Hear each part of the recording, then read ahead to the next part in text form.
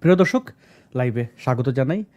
বিশেষ এই লাইভে দেখতে পাচ্ছেন আমাদের অতিথি রয়েছেন বীর মুক্তিযোদ্ধা তাজুল ইমাম। তাজুল ইমাম ভাই, দীর্ঘ বিরতির পরে আপনি আমাদের মাঝে এসেছেন, আপনাকে স্বাগত জানাই।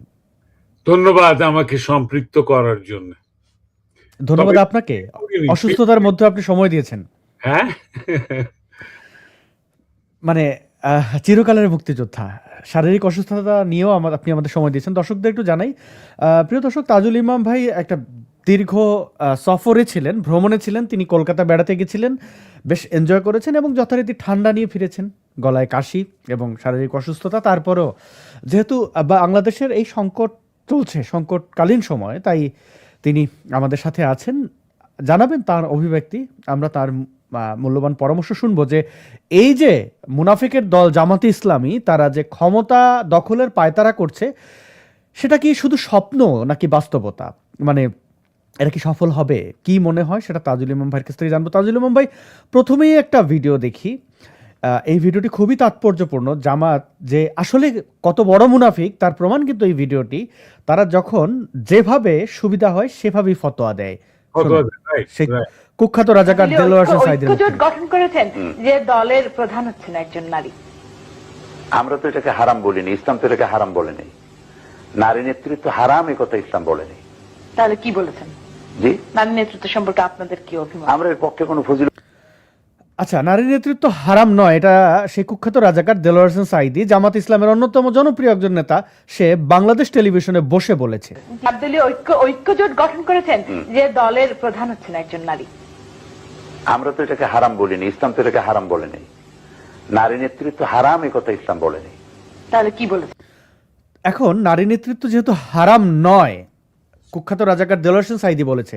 চুম্মা আমির খ্যাত শফিক, যে কিনা একজন ধর্ষক, প্রকাশ্যে বাচ্চাদের যৌন হয়রানি করে বেড়াচ্ছে, যার ভিডিও প্রিয় দর্শক আপনারা দেখতে পাচ্ছেন, ধরে ধরে এরকম মানে ক্যামেরার সামনে এই অবস্থা করছে। ক্যামেরার পেছনে কি অবস্থা করে তা আমরা জানি, সেরকম একটি ঘটনাও দেখব, তাদেরই এক সদস্য কি করে। তো এই যৌন নিপীড়ক, সে বলছে নারীরা হচ্ছে বেশ্যা, নারীরা ঘরে বন্দি থাকবে এবং নারীদের কোনোভাবে কোনো নেতৃত্বে রাজনীতিতে আসতে দেওয়া হবে না। তাজুল ইমাম ভাই, বলবেন এই মুনাফিকদের ব্যাপারে? 1971-এ এদের তো ধোলাই দিয়েছিলেন। আমি ফলো করছি, ও এক এক জায়গায় টুইস্ট করে করে কথা বলে। হ্যাঁ, ওর কিন্তু একই সেন্টেন্স বলছে, মানে দুবার দুরকম ভাবে বলছে। এক জায়গায় সে বলেছে যে আমরা নারীদের বাড়িতে কাজের আওয়ার বাড়িয়ে দিচ্ছি, বাইরে কমিয়ে দিচ্ছি। ব্যাপারটা বুঝেছো? মানে বাইরে যারা কাজ করেন, কর্মজীবী মহিলা, প্রথমে তাদেরকে বলেছেন তোমরা ঘরের কাজে বেশি সময় ব্যয় করবে। হ্যাঁ, বাইরে অত কষ্ট করতে হবে না, তোমাদের কষ্ট কমিয়ে দেওয়া হবে। শুনতে ভালো শোনাচ্ছে না, কিন্তু ব্যাপারটা আসলে কি? ব্যাপারটা হচ্ছে যে তোমার চাকরির আওয়ার, তুমি করতে 8 ঘন্টা কাজ, সেখানে তোমাকে 4 ঘন্টা করানো হবে, সপ্তাহে 3 দিন করানো হবে, এইভাবেই তোমাকে মাইনাস করা হবে।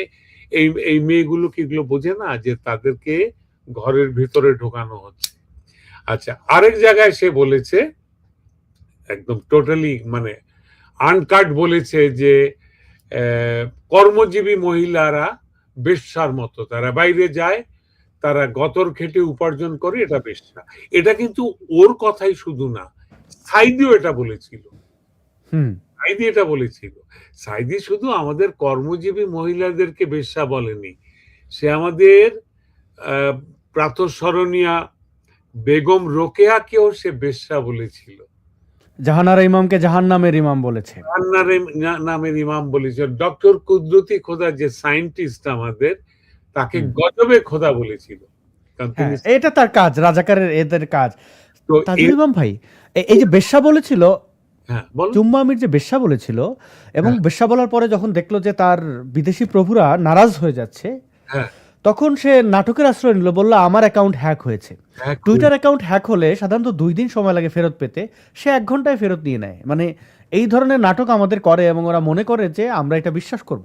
যখন আওয়ামী লীগের সময় জুনায়েদ আহমেদ পলক বলেছিল ইন্টারনেট বন্ধ করিনি, এমনি এমনি বন্ধ হয়ে গেছিল, তখন সারা বাংলাদেশের মানুষ হাসাহাসি করেছিল। কারণ এই সময়ে সে এরকম ফাত্রামিগুলো মানুষ পছন্দ করে না, মানুষ সবাই এখন শেয়া না। জি, আপনি এই বাটপারদের ব্যাপারে বলছিলেন। এরা প্রচুর মিথ্যা কথা বলে এবং সে ওই যে গোয়েবলস এর যে থিওরি, হ্যাঁ, যেটা এই তোমার ইতালিয়ান সেই মিথ্যুক, তার থিওরি ছিল যে একটা মিথ্যা কথাকে তুমি যদি ক্রমাগত বলতে থাকো, যুগ যুগ ধরে বলতে থাকো, লোকে ওটা বিশ্বাস করতে শুরু করে। সে বলা শুরু করেছে, একটু দেরি হয়ে গেছে তার, সে বলা শুরু করেছে যে জামাত ইসলাম ৭১-এ মুক্তিযুদ্ধের ইয়ের নেতৃত্ব দিয়েছে এবং আমরা কর্নেল অলি স্বাধীনতার ঘোষক।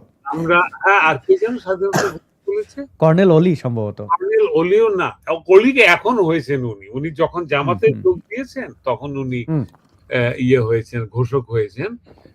এর আগে ওরা জিয়াউর রহমানকেও বলেছিল। তো তারপরে জামাত যুদ্ধ করেছে, এটা বলেছে জামাতের নামে কোন রকম কি বলে যুদ্ধাপরাধের কোনো নালিশ নেই, যাদেরকে ফাঁসি দেওয়া হয়েছে এগুলো চক্রান্ত করে দেওয়া হচ্ছে, এগুলো বলছে, ক্রমাগত বলে যাচ্ছে। আমরা কেননা প্রমাণ দেখাই তাজুল ইমাম ভাই, মানুষ, আমি দুঃখিত আপনাকে থামানোর জন্য, এটা আপনার খুব মজা লাগবে। দেখাও এরা যে কত বড় মিথ্যুক সেটা তথ্য প্রমাণের ভিত্তিতে এই চট্টগ্রাম, এক সেকেন্ড আমি দেখাচ্ছি। স্বাধীনতার মহান ঘোষক প্রেসিডেন্ট জিয়াউর রহমান, হ্যাঁ, প্রেসিডেন্ট বাংলাদেশে ৭১ সালে স্বাধীনতার ঘোষণা এই চট্টগ্রাম থেকে স্বাধীনতার মহান ঘোষক প্রেসিডেন্ট জিয়াউর রহমান সাহেব দিয়েছিলেন। বাংলাদেশে ৭১ সালে স্বাধীনতার ঘোষণা এখান থেকেই হয়েছিল। আপনাদেরই এক গর্বিত সন্তান সবার আগে চিৎকার দিয়ে বলেছিলেন উই রিবর্ন। তিনি হচ্ছেন এলডিপির সম্মানিত সভাপতি ডক্টর কর্নেল অলি আহমদ বীর বিক্রম। তাজুল ইমাম ভাই, ঘোষণা এই আপনার কাছে প্রশ্ন, আমরা তো বিপদে পড়ে গেলাম, মুনাফিকদের মধ্য থেকে মুনাফিক কে এটা কেমনে নির্ধারণ করবো? মানে এখানে তো দুইটাই জামাতি নেতা, দুই কথা বলছে। একটা মানে পচা মুনাফেক, আর একটা দুর্গন্ধ মুনাফেক, একটা ভূ মুনাফেক, একটা গোবর মুনাফেক। মুনাফেকের মধ্যে তো সবই একই মাল, একটা থেকে একটা গন্ধ বেশি। হ্যাঁ, এই যে সাইদির আমি ওই সেক্স ফোন তুমি শুনেছিলে? এটা তো পবিত্র ব্যাপার না, পবিত্র মানে সে তার নাতিকে টেবিলের উপর রেখে কি করবে আছে, আপনারা দর্শকরা দেখে নিতে পারেন, বাংলা লিক্স নামের ইউটিউব চ্যানেলে আছে এই কথোপকথন, চ্যানেলে ভেসে বেড়াচ্ছে এগুলো। এই যে মুনাফেক গুলো ইসলামের নামে যখন কথা বলে তখনই আপনারা নড়ে চড়ে বসে মাথাটা নিচু করে ফেলেন। আপনারা তো মাথা নিচু করেন ধর্মের কাছে, পবিত্র ধর্ম যেটাকে আপনি পবিত্র ধর্ম মনে করেন তার কাছে মাথা নত করেন। কিন্তু এই যে শয়তানগুলো ধর্মের মোড়কে আপনাকে বিষ খাওয়াচ্ছে, আপনি সেইটার কাছে নতজানু হচ্ছেন। এইটা আমি জানি না, আসাদ, আমার নিজস্ব মতামত হচ্ছে যে যারা ধর্মভীরু, ধর্মের প্রতি যাদের ভয় আছে, আপনারা for the sake of religion আপনি সত্যটা জেনে নেন। জামাতে ইসলামের কথা বলছে না। ওই যে সাইদি একটু আগে বললো না, আমরা তো সেই কথা বলি নাই, নারী নেতৃত্ব হারাম, আমরা তো সে কথা বলি নাই, ইসলাম সে কথা বলে নাই। ও প্রথমে বলেছে আমরা, তারপরে বলেছে ইসলাম। হ্যাঁ, তার মানে সে নিজকে ইসলামের প্রতিনিধি মনে করছে। আরেক আছে না নেমক হারাম, মানে এক ভয়ানক জামাতি মিথ্যুক বলেছে যে, পরিষ্কার বলেছে যে জামাতকে ভোট না দিলে জাহান্নামের অধিবাসী হবে তুমি, কবরে তোমাকে হবে, জিজ্ঞেস করবে তোমার আল্লাহকে, তোমার দিন কি, এগুলো না, তোমাকে জিজ্ঞেস করো তোমার পার্টি কি, তুমি যদি জামাত ইসলাম না বলো তাহলে তোমার বেহেশত হবে না, বলেছে না এগুলো কথা। তো ভাই, মুনাফিকের আর কি সার্টিফিকেট আপনাদেরকে দিব আমি? এরা ৭১-এ এই যে এখন যেগুলো মুনাফিকি কাজ করছে, সেই সময় তো বিরাট একটা রেসিস্টেন্স ছিল না দেশে, মুক্তিযোদ্ধা ছিল, বঙ্গবন্ধু ছিলেন, আওয়ামী লীগ ছিল, সশস্ত্র ছিল, প্রতিরোধ ছিল। হ্যাঁ, তখনও এরা এই পাকিস্তানি মিলিটারিদের হয়ে বাংলাদেশের আপামর জনসাধারণকে বোঝাবার চেষ্টা করেছে যে পাকিস্তানি মিলিটারিরা ইসলামের সৈন্য, আল্লাহর সৈন্য। ওটা কিন্তু এখনো বলেছে। এই কদিন আগে পাকিস্তান আর্মি জেনারেল একজন বলেছে পাকিস্তানি আর্মি হচ্ছে আল্লাহর সৈন্য। হ্যাঁ, আমি ধর্মীয় দৃষ্টিকোণ থেকে বলছি, আসাদ নূর তুমি তর্কের খাতিরে আমার সঙ্গে কথা বলো। আল্লাহ যদি সর্বশক্তিমান হয়ে থাকেন, তার হুকুমে যদি সবকিছু পয়দা হয়ে থাকে, তার সৈন্যবাহিনী কেন লাগবে? যারা তার সৈন্যবাহিনী হিসাবে নিজেদেরকে দাবি করছে তারা পক্ষান্তরে কি শিরক করছে না? মানে আল্লাহ পারছেন না, আমরা আল্লাহর হয়ে লড়াই করছি, এটা কি শিরক নয়? এটাকে বোঝানোর জন্য যে ভুট্টো যে গালি দিয়েছিল, নেই মানো তো চুপ করো সুয়ারকে আওলাদ, ঢাকায় ইয়েতে দাঁড়িয়ে সে রেস কোর্সে বক্তৃতা দিয়েছিল, নেই মানো তো চুপ যাও সুয়ারকে আওলাদ। আপনারা সেই সুয়ারকে আওলাদ গালিটাকে আপনারা আপনার সানন্দে মেনে নিয়েছেন। আপনারা সবাই, আপনাদের বিবেক সুয়ারকে আওলাদ হয়ে গিয়েছে ইসলামের নামে। কিন্তু আপনারা দেখতে পাচ্ছেন এরা মুনাফেক। আপনারা হয়তো ভয়ে কিছু বলছেন না। হ্যাঁ, ভয় পাওয়ার কিন্তু যথেষ্ট কারণ আছে। হ্যাঁ, কারণ এরা, আমি একটা ফেসবুক পোস্টও দিয়েছি, আমি খুব নিখুঁতভাবে মানে ইয়ার পুঙ্খানুপুঙ্খ যাচাই বাছাই করে দেখেছি, ইলেকশনের আগে এরা প্রচুর হিন্দু গ্রামে আগুন দিয়েছে, হিন্দুদের বাড়ি পুড়িয়েছে, জীবন্ত মানুষকে ঘরের দরজা তালা মেরে জ্বালিয়ে দিয়েছে, প্রকাশ্য রাজপথে পুড়িয়ে মেরেছে। হ্যাঁ, এগুলোর একটাই কারণ, সন্ত্রাস। যে তোমরা যদি জামাতকে ভোট না দাও তাহলে তোমাদের এই দশা হবে। তোমার কি মনে হয় ঢাকায় বিশ্ববিদ্যালয়, রাজশাহী বিশ্ববিদ্যালয়, জাহাঙ্গীরনগর ইউনিভার্সিটিতে জামাত জিতলো কি করে? যারা ছাত্রছাত্রী, যারা ছাত্র লীগ করতো, সবাইকে বলেছে জামাতকে জিতাবি, তা নাহলে তোদের ক্যারিয়ারও শেষ, তোদের জীবনও শেষ। এই ছাত্রছাত্রীগুলো গিয়ে ইয়াকে এই ভোট দিয়েছে। It is an induced victory of শিবির। হ্যাঁ, ওরা একই ফর্মুলায় জামাতের জন্য করার চেষ্টা করছে। মুশকিল হয়ে গেছে যে ওখানে বিএনপি মাঝখানে একটু গলার কাটার মতো হয়ে গিয়েছে। হ্যাঁ, বিএনপি এটা হয়তো করতে চাচ্ছে না, বা করলেও গোপে গাপে আই ডোন্ট নো কি করছে। হ্যাঁ, কোথাও যে খুব তীব্র প্রতিবাদ করছে তাও না। হ্যাঁ, ওরা এই টেরর ক্রিয়েট করে, ত্রাস সৃষ্টি করে ভোট নেবে। কেউ দেখতে পাবে না লাইন ধরে হিন্দুরা ভোট দিতে যাচ্ছে, হাত নিথর হয়ে আছে, চোখের দৃষ্টি, হাত থরথর করে কাঁপছে, ব্যালট বক্সের মধ্যে ফেলছে, যদি প্রাণে বাঁচা যায়, যদি আমার যুবতী মেয়েটাকে উঠিয়ে নিয়ে না যায়, যদি আমার শিশু পুত্রটাকে গায়ে কেরোসিন ঢেলে আগুন জ্বালিয়ে না দেয়, এইটুকুর জন্য হলে আমি ভোটটা দিচ্ছি। দেশ কোথায় যাচ্ছে সেটা আর এখন ধর্তব্যের ব্যাপার নয়।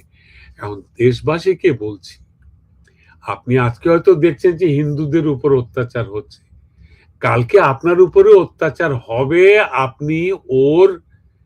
আপনি জামাতে ইসলামের বা শিবিরের ফর্মুলা অনুযায়ী না চললে।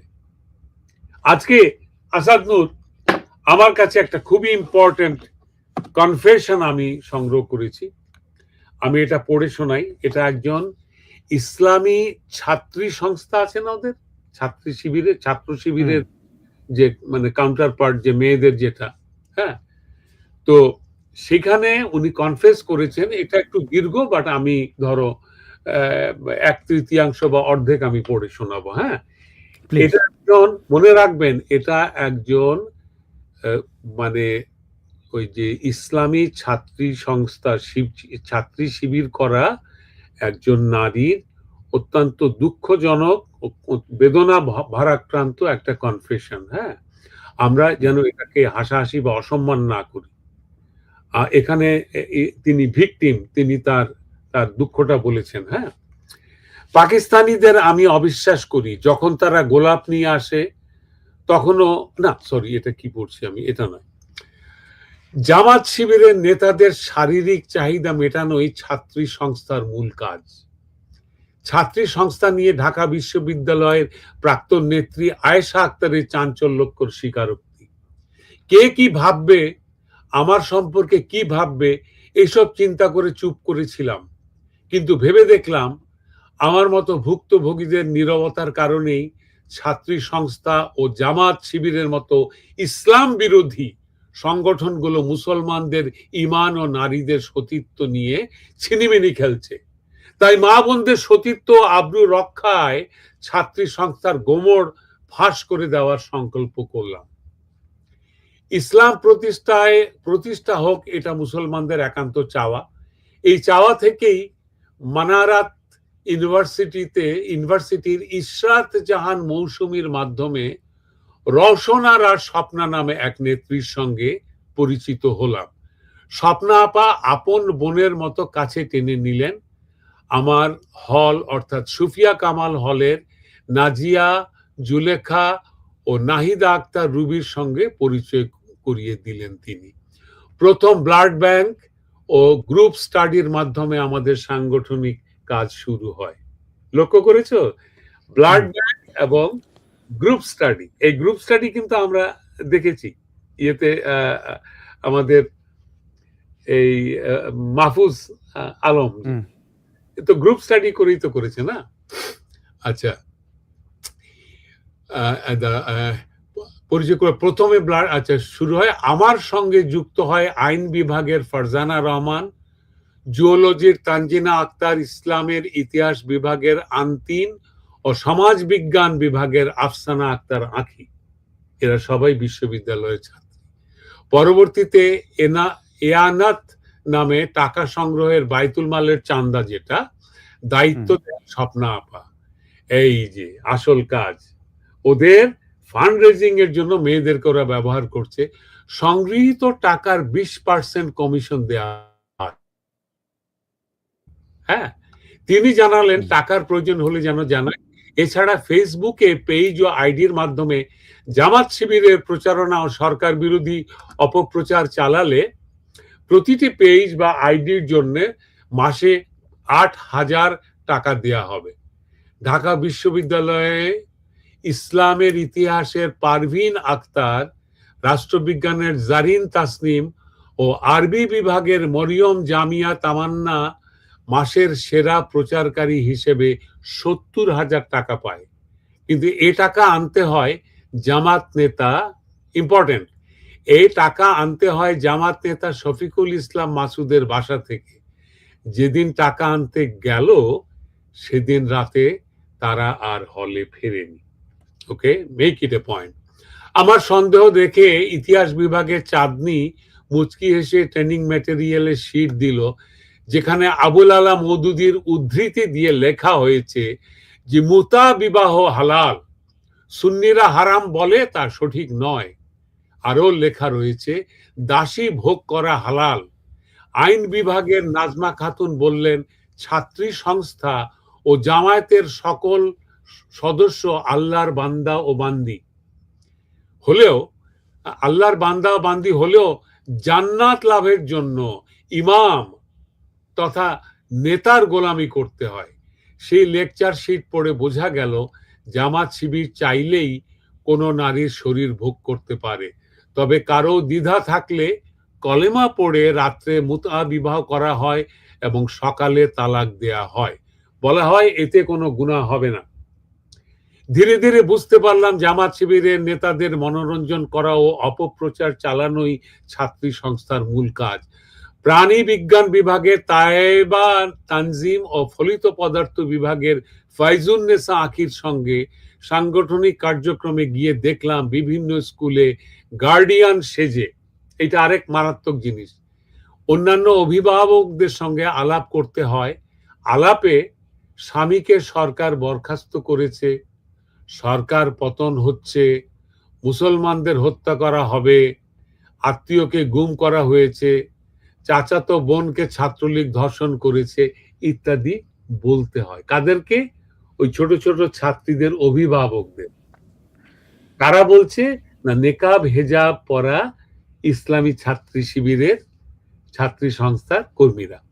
Tourism and hospitality management Khaleda Parvin ও ফিনান্স বিভাগের ফারিয়া লিজার দায়িত্বে ছিল মাওলানা আবুল কালাম আজাদ বাশার ও শেখ জামাল সহ জামাত সমর্থক ওয়াজকারীদের কাছে প্রতি সপ্তাহে ছাত্রী সংস্থার মেয়েদের পাঠানো। রাষ্ট্রবিজ্ঞানের মুনিরা খাতুন ও ম্যানেজমেন্ট মাসুমার কাজ ছিল শিবিরের কাছে সুন্দরী মেয়েদের সরবরাহ করা। দৈনিক কার্যক্রম সূচিতে কার কবে পিরিয়ড হবে সেটিও উল্লেখ থাকে। সেই অনুসারে সংগঠন বললেও সেই অনুসারে মেয়েদের পাঠানো হয়, অর্থাৎ পুরোদমে পতিতাবৃত্তি কেন্দ্রিক সংগঠন বললেও ভুল হবে না। সবচেয়ে অবাক করার মতো বিষয় হচ্ছে জামাত শিবিরের কোন নেতা ছাত্রী সংস্থার মেয়েদের কাউকে বিয়ে করে কি না? তুমি বলো না কেন বিয়ে করে না? না। হ্যাঁ, সবকিছু অবলোকন করছিলাম। একদিন মোল্লা নাজিম নামে একজনের সঙ্গে দেখা করার জন্য আমাকে বলা হলো। আমি বুঝতে পারলাম আমার সতীত্ব নষ্ট হওয়ার সময় এসেছে। মহান আল্লাহ তাআলার কাছে অশেষ রহমত যে ঢাকার কদমতলীতে যে বাসায় আমাকে যেতে বলা হয় সে বাসায় 18 অক্টোবর 2017 বুধবারে পুলিশ অভিযান চালিয়ে পতিতাবৃত্তি ও মাদক ব্যবসার অভিযোগে 22 জনকে গ্রেফতার করে। আমি সকল বোনদের কাছে অনুরোধ করছি, আপনারা ছাত্রী সংস্থা নামের কুফরি সংগঠন থেকে নিজেকে রক্ষা করুন। মাওলানা শামসুল হক ফরিদপুরি যথার্থই বলেছেন, কোন সতী নারীর সন্তান কখনো জামাতে ইসলামী করতে পারে না। আরো আছে, তো আমি কি পুরোটা পড়ি? সে সামান্য আছে অবশ্য। হুসাইন আহমদ মাদানী যথার্থই বলেছেন মওদুদি হালাল সন্তান নয়। শুনেছি মওদুদি দাজ্জাল অস্বীকার করেছে। প্রকৃতপক্ষে মওদুদি, সাইদি প্রমুখ দাজ্জালেরই প্রতিরূপ এবং জামাতে ইসলাম দাজ্জালি কিতাব ফিতনা। মওদুদি মুতাবিবাহ বলতে মূলত সৈয়দ মওদুদি এর মাওলানা মওদুদির মুতাবিবাহ বিষয়ক অবস্থানকে বোঝায়। মুতাবিবাহ হলো ইত্যাদি ইত্যাদি সব এগুলোর ডেসক্রিপশন, এগুলো সবাই জানে। হ্যাঁ, তো হ্যাঁ একটু চা নিলাম। হ্যাঁ, আচ্ছা, এবারে আমরা কি বুঝলাম যে কত বড় মুনাফিক এই জামাত ইসলাম এবং ছাত্র শিবির, কত বড় ধর্মকে কি গভীরভাবে ব্যবহার করে মানুষকে নেশাগ্রস্ত অন্ধ বানিয়ে, আমার মনে যে মানুষকে প্যাথিটিন দিয়ে যেভাবে নাম করে দেওয়া হয় সে ধর্মের ইনজেকশন দিয়ে এদেরকে নাম করে দিয়েছে। এরা জেনে শুনে এখান থেকে বেরিয়ে আসতে পারছে না। ছাত্রীগুলোকে লোন দিয়ে সে লোনের জালে বেঁধে ফেলছে। তারপরে দেখো, তুমি তো নেতার আমাদের ইমামের বাদী সম্ভব করা ইসলামে যায়, এই দেখো এখানে লেখা আছে, যাও আজকে রাত্রে কাটিয়ে এসো। তাকে খুশি করলে আল্লাহ খুশি হবেন, বলেন না এগুলো? বলেন। জি, আপনি যে এই যে ঘটনাটি পড়ে শোনালেন, হ্যাঁ, জি, অনেকেই ভাববেন যে আচ্ছা কি লিখেছেন, এটা তো শুনতে খারাপ লাগছে, কিন্তু এরকম কি ঘটে নাকি? তাহলে আমরা একটা ভিডিও দেখি ভাইয়া, ছোট, মানে এরা কতটা স্পর্ধা দেখায় আমাদের এবং এরা কতটা বেপরোয়া, আপনি কি করছেন, ধর্ষণ, নির্যাতন, এগুলোকে তারা কতটা স্বাভাবিক মনে করে। এটা না, এটা ওই পেডিফাইল। দেখাও। জি, জামাত নেতা ইমাম, শুনি আমরা। কয় বছরের বাচ্চা রে? 9 বছর। প্রমাণ ছাড়া এখানে আসি নাই, একবার প্রমাণ নিয়ে এখানে আসছি, ধরে ধরছি। ঠিক আছে,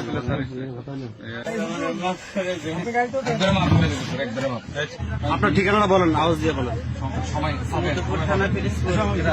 বাবার নাম? আমান আলী। মার নাম? আপনার নাম? আপনি কি করছেন? কয় বছরের বাচ্চারে? 9 বছর। 9 বছরের বাচ্চা। এটা মাদ্রাসায়, তাই তো? মাদ্রাসার নাম কি? দাওয়াতুল কোরআন মাদ্রাসা। আর এর প্রেক্ষিতে আমরা আপনার ধরতে আসছি।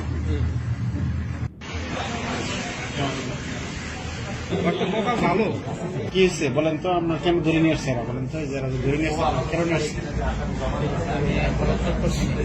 হ্যাঁ, বলৎকার করছে। কতদিন করছেন? 3-4 দিন করছে। ওই বাচ্চাকে 3-4 দিন করছে? না। হ্যাঁ। আর দুজনের সাথে। আর দুজনের সাথে? তার আপনি মাদ্রাসায় আছে? জি ওই মাদ্রাসায় পড়ে? জি আর সর্বশেষ এই বাচ্চার সাথে করছেন? জি। এটা কবে করছেন এটা? কালকে রাত্রে। কালকে রাত্রে? পরে আপনি চলে গেছেন? যে সকালে এসে বলছে। সকালে কেন চলে গেলেন? ভয় হয়েছিল যে কোনো সমস্যা হবে এই কারণে চলে আসছে। ওই বাচ্চার সাথে কি আগে সম্পর্ক করছিলেন আরো? জি না।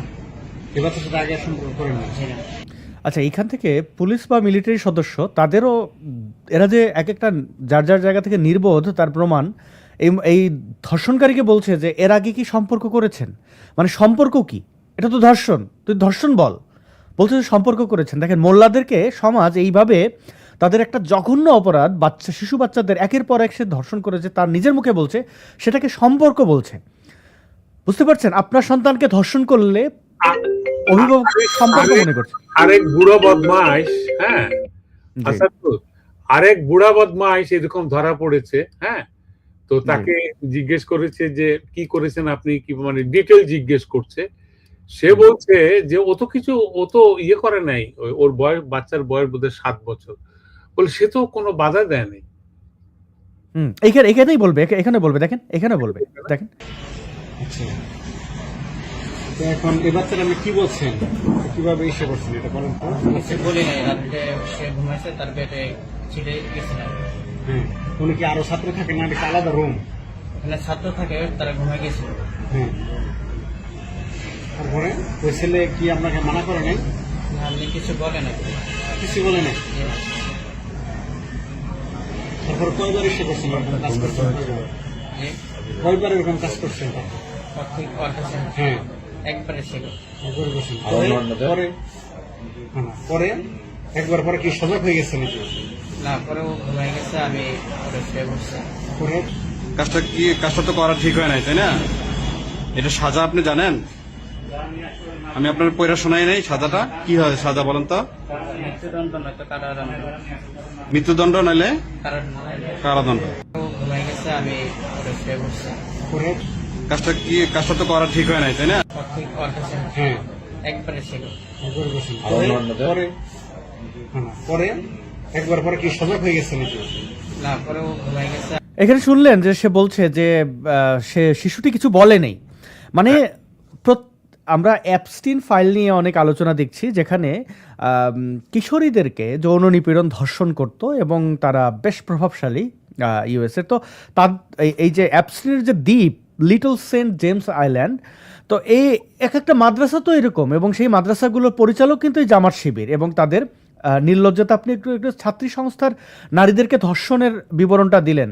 এখানে দেখুন, ছাত্রী সংস্থা তো আছে, আবার যারা এই মাদ্রাসায় পড়ছে ছেলে, তারাও রক্ষা পাচ্ছে না জামাত শিবিরের হাত থেকে। বাংলাদেশের নাগরিক কিভাবে রক্ষা পাবে? এরা ক্ষমতা আসলে তো যার যে মেয়েকে পছন্দ হবে ঘরে ঢুকে বলবে হিল্লা বিয়া, মুতা বিয়া করছে, 501 সব হয়ে যাবে মানবিক বিয়ে।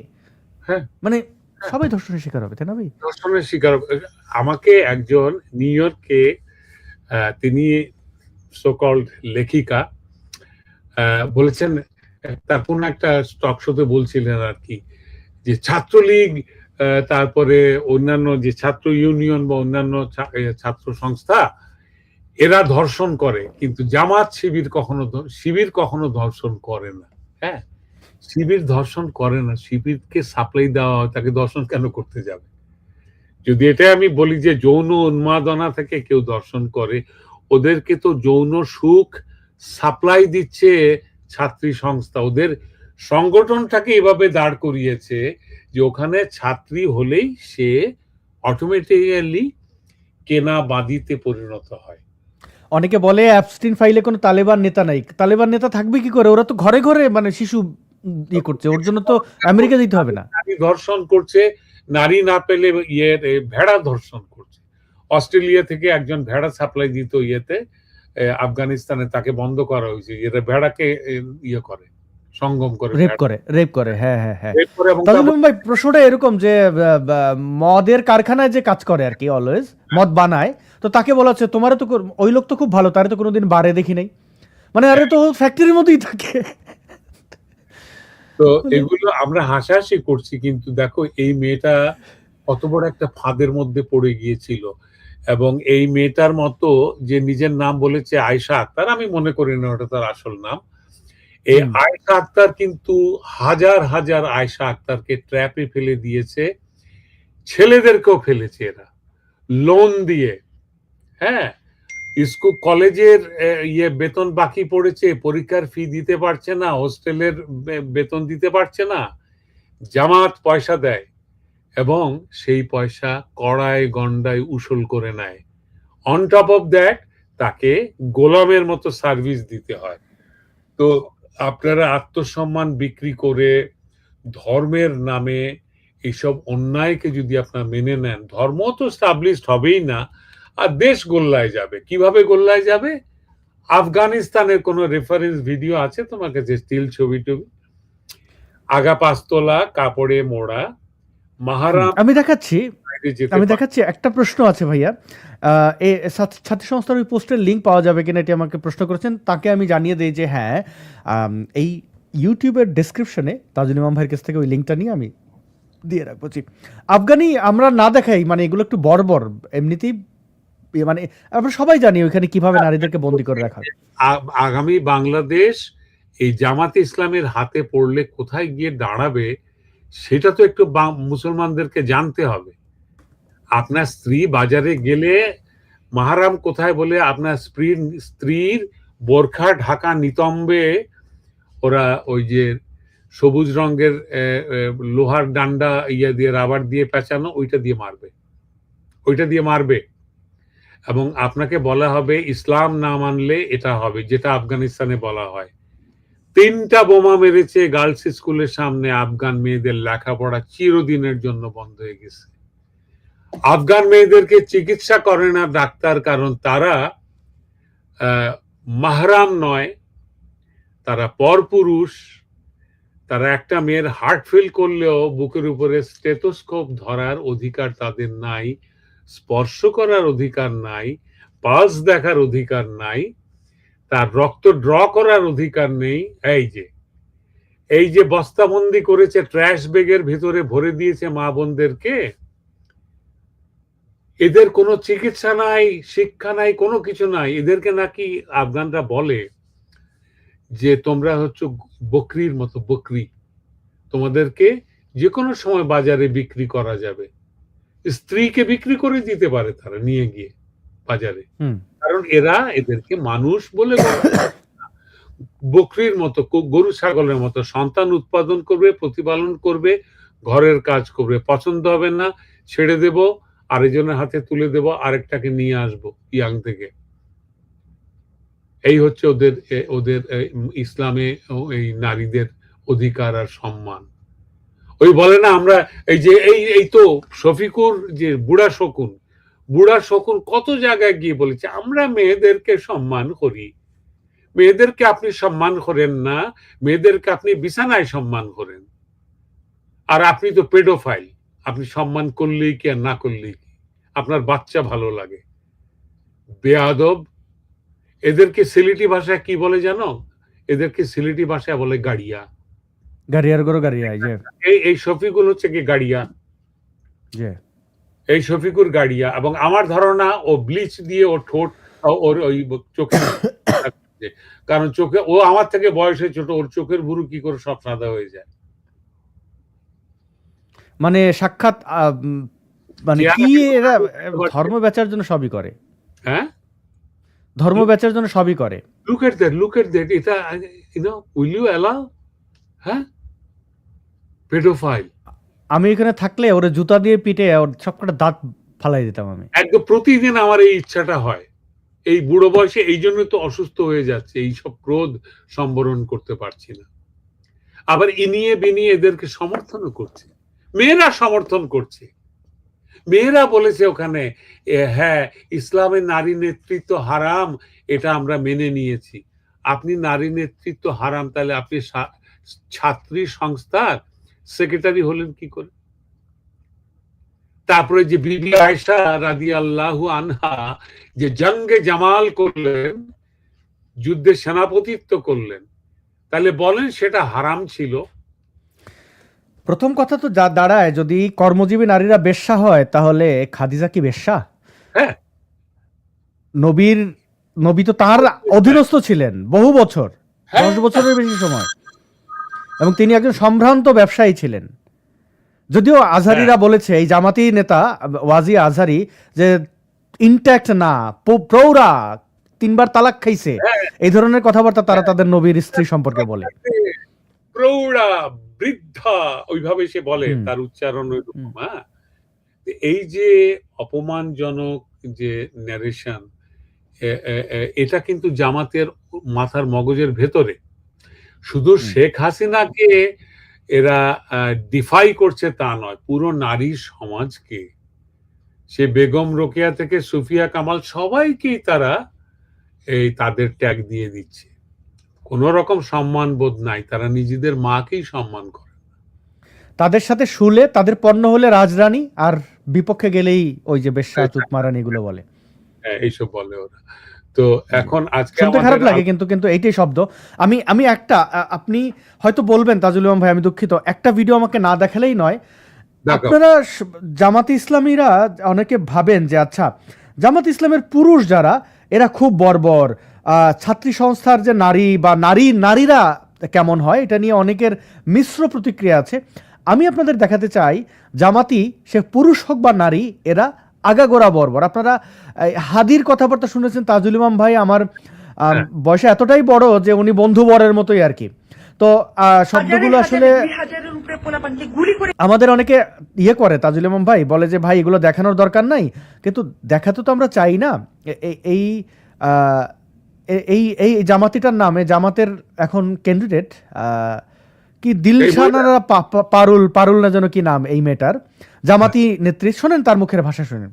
হাজারে 2000-এর উপরে পোলাপানকে গুলি করে মেরে ফেললো শোরের বাচ্চারা, তারপরে তোরা জাস্টিফিকেশন নিয়ে আসিস, তোদের হচ্ছে যে লজ্জা লাগে না? তোরা তো মানুষের জন্ম না, মানে মরার পরে কোন দুটো খেয়ে চান্স পাবি সেটা তো পরের বিষয়। আগে এই সমস্ত লেখক, শিল্পী, অভিনয় শিল্পী, নারীবাদী, এনজিও কর্মী, কুত্তার বাচ্চা, সুরের বাচ্চা যেগুলি আছে, যেগুলি আবার করে নামছে আওয়ামী লীগের নতুন করে ইনেবল করার জন্য, নতুন করে পুনর্বাসন দেওয়ার জন্য, একদম পশ্চাৎ দেশ দিয়ে ঢুকায় দেয় এই সমস্ত হচ্ছে গিয়ে এনাবলিং করার জন্য।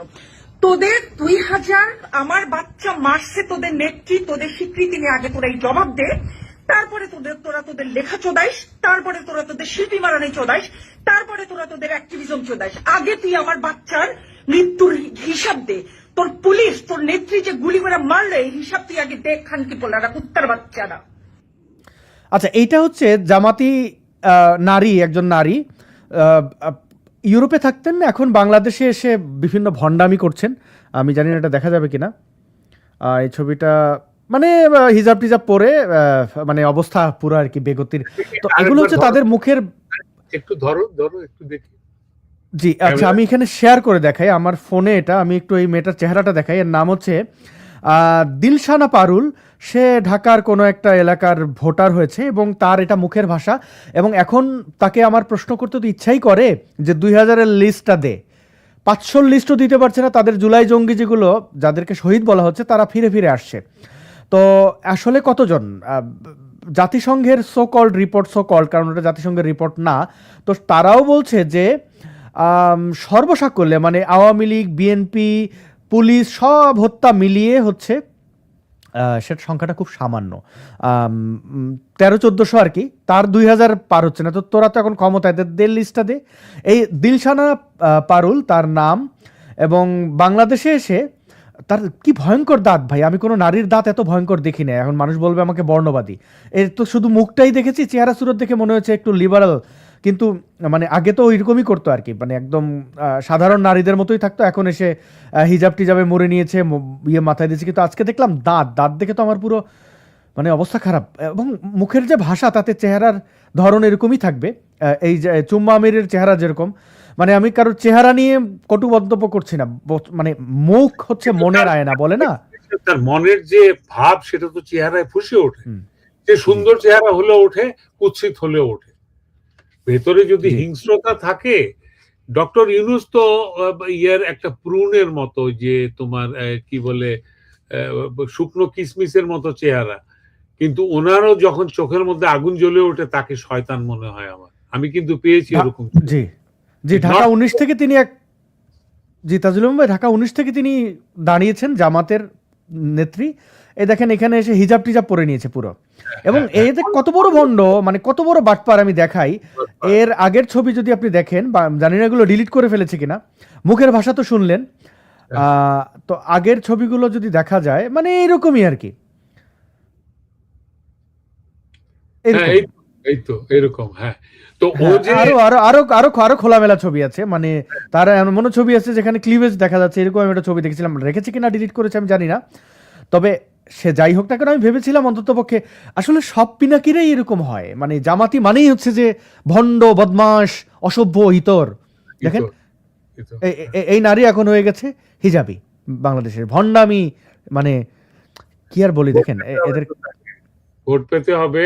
ওই শফিকুর বলেছে হিজাবটা একটু ফরিয়া নেন, নাহলে তো মানুষের কাছে বুট চাইতে পারবো না, বুঝছেন না? তো এই যে গালিগালাজ করলো, গালিগালাজের মাঝখান থেকে আমি একটা জিনিস বুঝলাম, যে ওর ছেলেকে মেরে ফেলেছে শেখ হাসিনা, তাই না? ওর কোন ছেলেকে মেরেছে? ওর কি কোনো ছেলে মারা গেছে? আমার মনে হয় না। কোনো ছেলে মারা গেলে একটা মা, শোক সন্তপ্ত মার মুখ থেকে এই ভাষা বের হয় না। এটা বেরিয়েছে জামাতের যে গালি স্কোয়াড, যেটা ওই যে হাদির বটর বাহিনী, হ্যাঁ, বট বাহিনী, বা এটাকে কি বলো তোমরা, গালি বাহিনী। সে হচ্ছে গালি বাহিনী। এখন সে গালি বাহিনী থেকে সে শিবির বাহিনীতে যাচ্ছে ভোট পাওয়ার জন্য। তো এইসব চালাকি আমরা শুধু এই যে আসাদ নূর দেখিয়ে দিচ্ছেন ভিডিওতে, আমি পড়ে শোনাচ্ছি। হ্যাঁ, তো এগুলো করে কি লাভ যদি আপনি নিজে এগুলো অনুধাবন করতে না পারেন? আমরা সাক্ষী হিসাবে খবরের কাগজের মতো আমরা তুলে ধরছি যে এই ঘটছে ভাই, এবার আপনি সিদ্ধান্ত নেন আপনি কি করবেন। আপনাকে আমি বলছি না, আপনি যথেষ্ট ইন্টেলিজেন্ট, আপনি যথেষ্ট বুদ্ধিমান, বুদ্ধিমতী আপনারা, এবং বিবেকবান। এই জামাতের সঙ্গে আপনাদের তফাৎ কোথায় জানেন? আপনাদের বিবেক আছে, ওদের বিবেক নাই। আপনারা ধর্ম ভীরু, আর ওরা হচ্ছে ধর্ম ব্যবসায়ী। আপনি কেন আপনার ধর্মকে ধর্ম ব্যবসায়ীদের কাছে বিক্রি করে দেবেন, তাই না? এটার জবাবও তো আপনার আল্লাহর কাছে দিতে হবে কোনো একদিন। আমাকে গালিগালাজ করতে পারেন, করেনও সাধারণত, আমি জানি, কিন্তু আমি আপনার বিবেককে উন্মোচিত হওয়ার জন্য আহ্বান জানাচ্ছি। বাংলাদেশটা এই যে বিপদে পড়েছে, শেখ হাসিনাকে আবার পুনরায় ক্ষমতায়ন করবেন কিনা, অথবা তিনি নিজেই ক্ষমতায় বসবেন কিনা, এগুলো তো পরের ব্যাপার। এই মুহূর্তে ডাকাতরা লুটেপুটে খেয়ে পালিয়ে যাওয়ার প্ল্যান করেছে। আজকে যদি সংবিধান ফেলে দেয়, কালকে আর আপনি কোথাও কোনো জায়গায় এদের কারো বিরুদ্ধে কোনো নালিশ করতে পারবেন না। ওরা যেটা বলবে সেটাই মানতে হবে, ওদের মুখের কথা আইন হয়ে যাবে। ওরা যদি বলে যে কোনো মেয়ে ইউনিভার্সিটিতে পড়তে পারবে না, পারবে না। মেডিকেল কলেজে পড়তে পারবে না, পারবে না। ওরা ওই গার্মেন্টস ফ্যাক্টরিতে গিয়ে বলেছে এইখানে 95% ফিমেল এমপ্লয়ি, কেন এদেরকে বার করে দেন, 50-50 থাকতে হবে। এই মেয়েগুলো এতদিন ধরে সেলাই শিখেছে, কষ্ট করে সেলাই করছে, গোটা পৃথিবীর সামনে এই ব্যবসাকে তুলে ধরেছে। আজকে আপনার ছেলেরা রাস্তায় মানুষের দোকানে আগুন দিয়েছে, আর লাঠিবাজি করেছে, আর লুটতারাজ করেছে। আজকে এসে তারা গার্মেন্টস ফ্যাক্টরি বেতন খাবে, হ্যাঁ, কোন রকম স্কিল ছাড়া। এটা তো হবে না। লক্ষ লক্ষ শ্রমিক বেকার হয়ে গেছে। এই মেয়েগুলোর দিন কি করে কাটছে আপনারা কেউ জানেন? মোল্লারা তো 4টার বেশি বিয়ে করবে না, তারপরে, এবং 4টা বিয়ে করলেও বান্দি হিসেবে বিয়ে করবে। আপনি কি চান আপনার মা বোন মেয়েরা বাদী হোক? আপনার মা বোন মেয়েদেরকে যৌন বিকৃত এই ধরনের মোল্লাদের কাছে আপনি জিম্মি করে দেবেন? এটা কি চান? রুখে দেন এদেরকে, রুখে দেন। ইলেকশনে যাবেন না, ইলেকশন ভুয়া, ফালতু। ওই হা না ভোট বলেছে, ওটা একটা টোপ। আপনি নাও দেন বা হাই দেন, আপনি দিলেন, ওটা দিয়ে কিন্তু সরকার গঠন হবে না। সরকার গঠন হবে যেটা মার্কার উপরে যে ভোট। তো আপনি যদি ভোট দিতে যান এবং ওখানে কোনো না কোনো এক মার্কাতে দেন, ওরা দেখাতে পারবে যে দেখো 90% লোক ভোট দিয়েছে। আপনাকে কিন্তু টোপ দেওয়া হয়েছে হ্যাঁ আর না ভোটের। এই ইলেকশন তো সার্বজনীন নয়। যারা মুক্তিযুদ্ধের পক্ষের, তারা যারা আওয়ামী লীগের পক্ষের সাধারণ কর্মী, জনগণ, তারা তো কোনো অপরাধ করেনি বা অপরাধ প্রমাণিত হয়নি বা নিষিদ্ধও নয়। নেতাদের বিরুদ্ধে যদি মামলা থাকে ৩০০-র উপরে নেতা তো জেলখানায়, তাহলে আওয়ামী লীগ কেন ভোট দিতে পারবে না? আওয়ামী লীগ কাকে ভোট দেবে? ৪৫ থেকে ৫০% লোক যদি ভোট দিতে না পারে, এটা কোনো ইলেকশনই তো হলো না, তাই না? গোটা পৃথিবীকে চদু মনে করার কোনো কারণ তো নাই, তাই না? সবাই জানবে ব্যাপারটা। তো যাবেন না, ভোট দিতে যাবেন না, এগুলো ভুয়া, এগুলো ইউনূসের মশকরা, ফটফুয়া ইউনূসের মশকরা আর গাড়িয়া শফিকুরের মশকরা এগুলো, বুঝছেন? জি এই হলো কথা, এইটুকু থাক আজকে নাকি? হ্যাঁ, জি জি জি তাজুল ইমাম ভাই, নিশ্চয়ই আমরা কয়েকটি কমেন্ট পড়ে নেই। জি তারপরে আমি পড়ে শোনাবো তোমার। জি জি তাজুল ভাইকে আপনার লাইভে নিয়মিত দেখতে চাই। অনেক ধন্যবাদ আসাদ ভাই। এই মন্তব্য করেছেন মোহাম্মদ ফারুক খান, অনেক ধন্যবাদ মোহাম্মদ। তারপরে তৌহিদুল তিনি পোস্ট করেছেন, কমেন্ট করেছেন যে এই পোস্টের লিঙ্ক পাওয়া যাবে তাজুল ভাই। হ্যাঁ, আমি তাজুল ভাইকে বলেছি, তিনি দেবেন, আমি এটা পাঠিয়ে দেবো। পিং পং তিনি কমেন্ট করেছেন যে ভাই আপনি চুম্মা শফিকের এত ভালো নকল করেন কিভাবে, আরেকটু বলেন। মানে তাজুল ইমাম ভাইকে বলছিলেন যে সিলেটি অ্যাকসেন্টে তাজুল ইমাম ভাই একজন শিল্পী মানুষ, তিনি খুব ভালো এটা পারেন। আমার অনেক গুণ, আমি চুম্মা শফিককেও নকল করতে পারি, আমি ইউনূসকেও পারি, বুঝছেন? পারারে কই দিয়ে বুদ্ধি বুদ্ধি বুদ্ধি বুদ্ধি করিয়া নে আর পড়িবে দিদন ফরিব আর বন্দর দিদন ফরিব আর রোহিঙ্গা অলরে আর পাসপোর্ট দন ফরিব, ইবার আর বাইন না, হচ্ছে গিয়ে। হ্যাঁ, আর চুম্মা শফিক আপনারা মনে করানি যে জামাতে ইসলাম ছাড়া ব্যস্ত যাইবা গিয়া আল্লাহর লগে। আমি স্বপ্নে দেখছি জিব্রাইল ফেরেশতা ইয়া আমারে কইরা যে তুমিও পারবাই এই ইসলাম প্রতিষ্ঠিত করতে বাংলাদেশও, তো তুমি সবরে হও যে তারা এই জামাতে ইসলামীরে ভোট দিতা। এটা হচ্ছে কি শফিকের অ্যাকশন। হ্যাঁ, ভবিষ্যতে ওই যে ইউনুচা সুদানের ফুয়া আর ও আমরা সিলেটি গাড়িয়ার গরো গাড়িয়া, এই দুই বদমাইশ, মানে এটা একদম সুস্পষ্ট তাজুল ইমাম ভাই। মানে মানে ভণ্ড বদমাশ কাকে বলে, মানে সাক্ষাৎ শয়তান যদি আপনারা দেখতে চান এই দুটার দিকে তাকান। ভণ্ড, পুরাপুরি ভণ্ড। মাথার টুপিটা খুলে নিয়ে ওর দাড়ি কামিয়ে দিলে ওই যে ছক্কু মিয়া চোর যে জেল খাটতে থাকে 9 বছর, ওর সব পাশের ইয়েতে সেলে রেখে দেওয়া যাবে। জি, আরেকটা কমেন্ট এসেছে, ভিডিও কিভাবে পাঠাবো আসাদ ভাই? আমাকে যদি কোনো ভিডিও বা কোনো ডকুমেন্ট পাঠাতে চান তাহলে এটি আমার প্রোফাইল আসাদুজ্জামান নূর, এই নামে লিখে সার্চ করলে দেখবেন ভেরিফাইড, ব্লু ভেরিফাইড আছে, এই অ্যাকাউন্টে আমার, আপনারা আমাকে মেসেঞ্জারে পাঠাতে পারেন। তো আমরা একদম শেষের দিকে, তাজুল ইমাম ভাই আপনার শেষ কোনো বক্তব্য থাকলে সেটা দিয়ে আমরা শেষ করতে চাই। তাজুল ইমাম ভাই, আমার বক্তব্য হচ্ছে যে আমি গত 3 সপ্তাহ আমি ভারতে পশ্চিম বাংলায় ভ্রমণ করেছি। এত সুন্দরভাবে সেখানে বাউলরা গান করছে, আন্তর্জাতিক ফোক ফেস্টিভ্যাল হচ্ছে, ডোভার লেনে সর্বভারতীয় সংস্কৃত মানে কালচার মানে ক্লাসিক্যাল মিউজিক অ্যান্ড ড্যান্সের পারফরমেন্স হচ্ছে, মানুষ মানে ট্রেনে বাসে সব জায়গাতে প্রশান্ত জীবন কাটাচ্ছে। অথচ আমার দেশের বাউলরা জেলখানায়, আমাদের দেশের শিক্ষকদের গলায় জুতার মালা, আমাদের পথের মোড়ে মোড়ে পশ্চিম বাংলায় আমি দেখেছি বিনয় বাদল দীনেশের মুক্তি সংগ্রামের, সেই স্বাধীনতা সংগ্রামের বীরদের ভাস্কর্য দেখেছি, কবি নজরুলের ভাস্কর্য দেখেছি সে পুরুলিয়াতে গিয়ে। হ্যাঁ, আর আমার দেশে সব ভেঙে চুরে এই নর্দমায় ফেলেছে মোল্লার দল। খুব খুব কষ্ট লেগেছে, মনের মধ্যে একটা বেদনা জেগেছে। আমার দেশটা তো এমন ছিল না, দেশের মানুষগুলো এমন ছিল না, এখনো নেই। এদেরকে ভয়ঙ্কর ভাবে আক্রমণ করেছে এবং একবারে ওই যেভাবে লোকে তেলাপোকা মারে একবারে পিষে ফেলতে চায়, ওরা সেইভাবে মুক্তিযুদ্ধকে পিষে ফেলতে চায়, কারণ ওটা ছিল ওদের পরাজয়ের গ্লানি। এখানে পাকিস্তান এসে ঢুকেছে, এখানে তুরস্ক এসে ঢুকেছে, এখানে মধ্যপ্রাচ্যের টাকা পয়সা ঢুকেছে, এখানে মার্কিন যুক্তরাষ্ট্রের ডিপ স্টেটের টাকা পয়সা ঢুকেছে, না জানি আর কোন চক্রান্তকারীর টাকা ঢুকেছে। এবং যারা এই প্রবাস থেকে বিভিন্ন জায়গা থেকে ফেতরা এবং সদকা হিসাবে টাকা পয়সা পাঠান দেশে, এই জামাতে ইসলামীর অর্গানাইজেশন মাধ্যমে সব টাকা গিয়ে জমা হয় ওদের এই ফান্ডে। কারণ তাদের যুক্তি হচ্ছে যে ইসলাম কায়েম করছি, কাজেই আমরা যে কোনো টাকা যে কোনো ভাবে আমরা উপার্জন করতে পারি। ওরা ড্রাগ ব্যবসাও করছে এই ইসলাম প্রতিষ্ঠা করার দোহাই দিয়ে।